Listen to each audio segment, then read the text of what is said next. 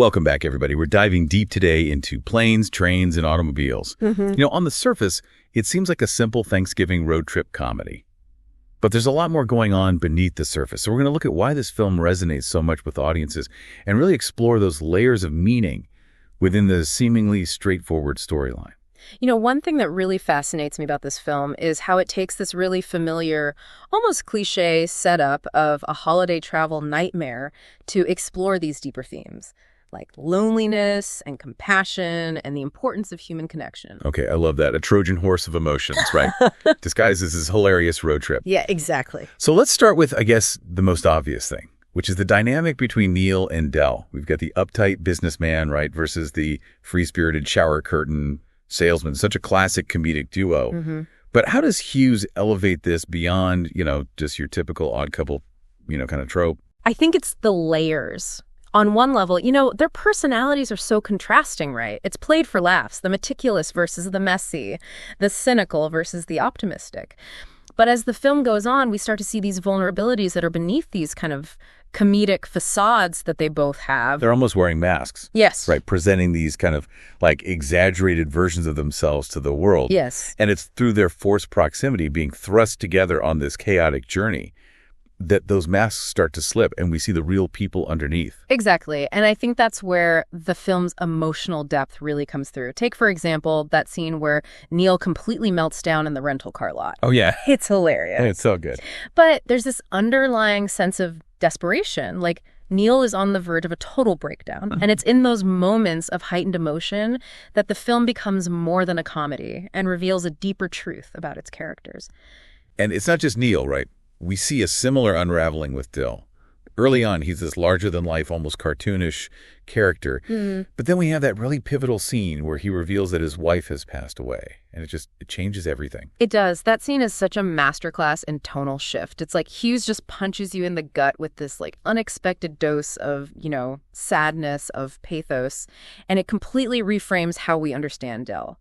The audience, like Neal, realizes that all that cheerfulness, like his relentless cheerfulness, is a coping mechanism. It's a way to deflect the pain of his loneliness. You go from laughing at Del's eccentricities to feeling this wave of empathy for him.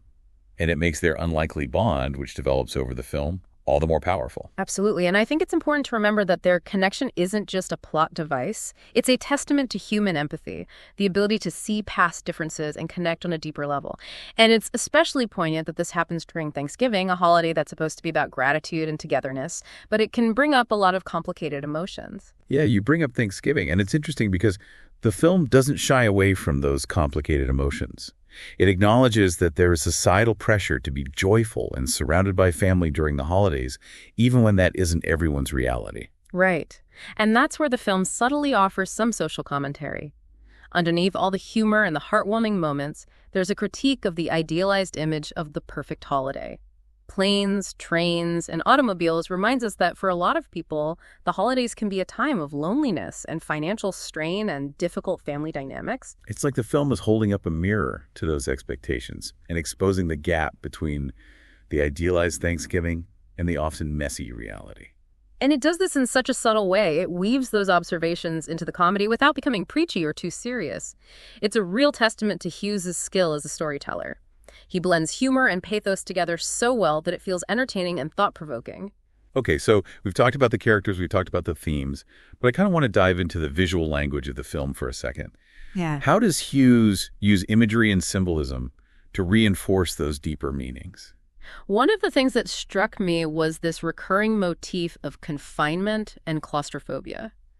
Think about all those scenes on the airplane, the crowded bus, that cramped motel room they end up having to share. Those visuals reinforce that feeling of being trapped, not just physically, but emotionally too. They're constantly being pushed together, right? Yeah. They have to confront their limitations and the limitations of their comfort zones. Exactly. And then you have the contrasting imagery of the open road, which represents freedom and possibility.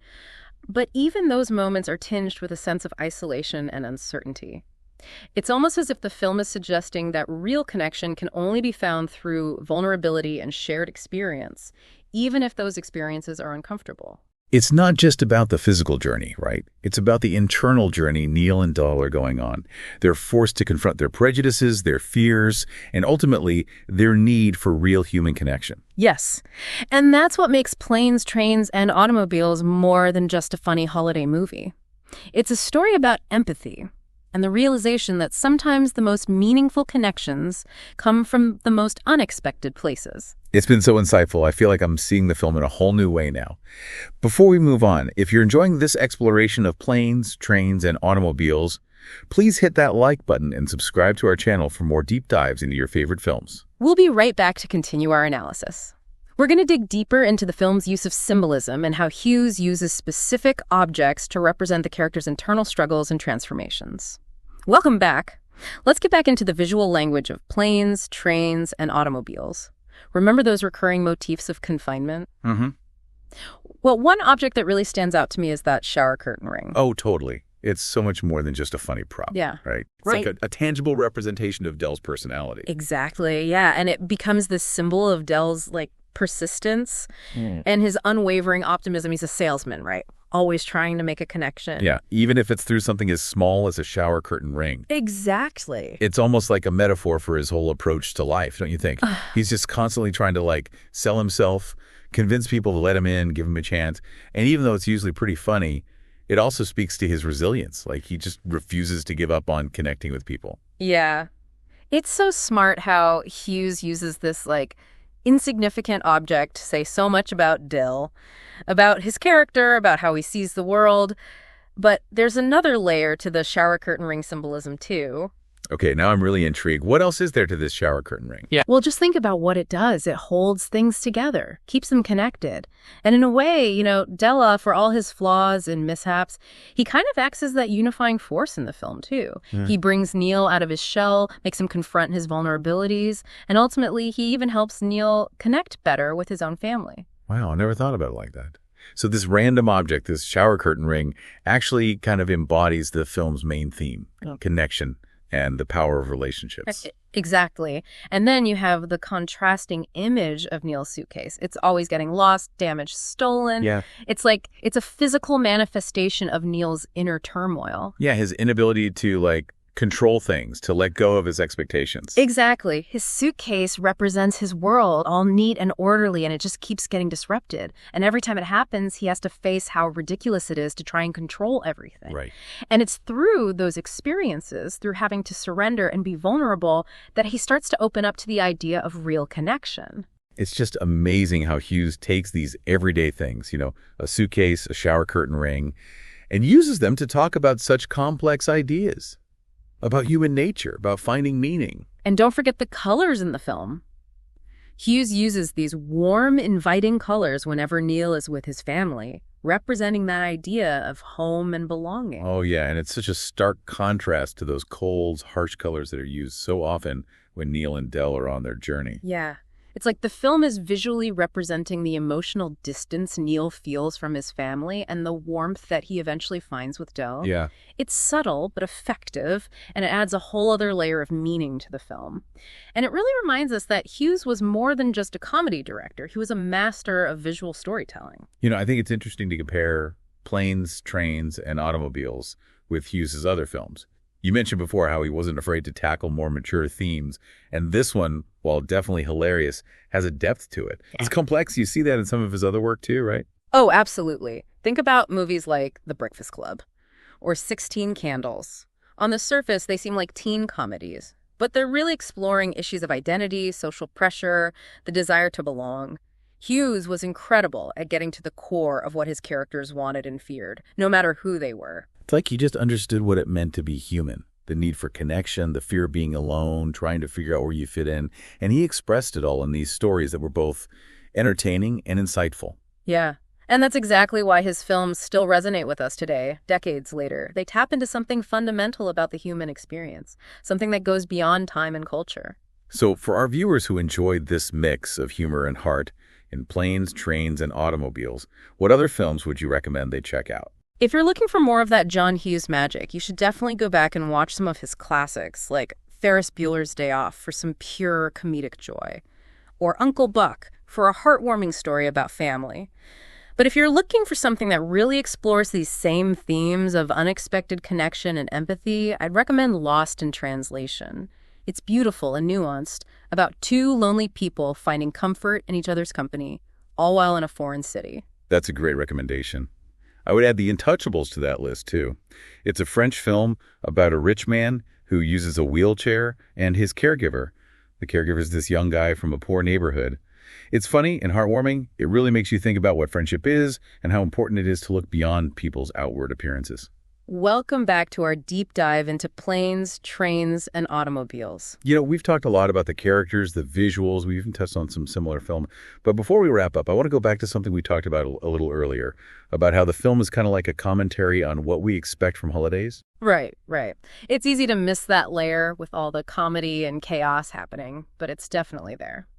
Hughes is subtly making a point about how we feel this pressure to have that picture-perfect Thanksgiving with happy families and tons of gratitude. And as we see with Neal, he's so frustrated trying to get to this perfect Thanksgiving, and Del is secretly so sad. Yeah. The reality for a lot of people is just more complicated. Yeah. It's like the film is saying, hey, that Hallmark version of the holidays, it's not always real. Totally. And by showing us Neal wanting so badly to get home to this perfect scene, while Del has no home to go to at all, it makes you realize how much privilege is baked into that image. Not everyone has that, a loving family waiting for them.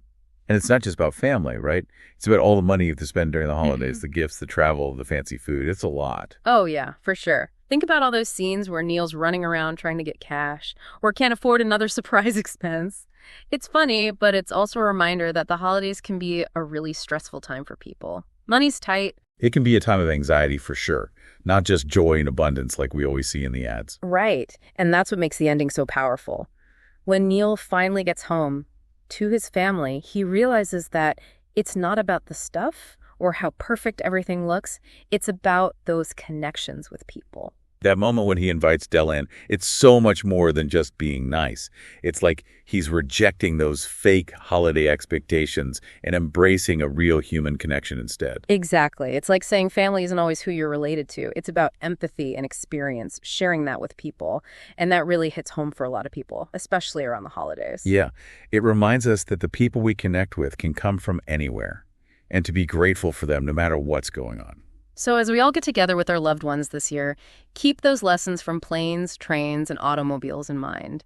Enjoy the crazy moments, laugh when things go wrong, and most importantly, cherish those people who make life meaningful. I love that. Such a good note to end on. Thanks for joining us on this deep dive into planes, trains, and automobiles. We hope you learned something new about this classic film. Maybe you'll even see it a little differently this holiday season. And hey, even if your holiday travel is a bit of a mess, try to find your own Del Griffith. You never know, they might just make the whole trip worthwhile.